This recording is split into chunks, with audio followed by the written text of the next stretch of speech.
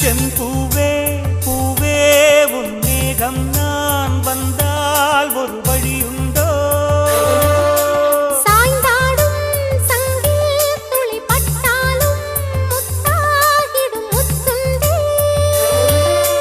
படை கொண்டு நடக்கும் மன்மத சிலையோ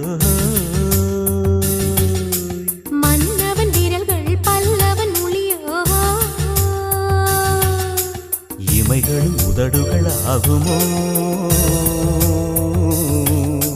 வெட்கத்தின் விடுமுறை ஆயுளின் வரைதான்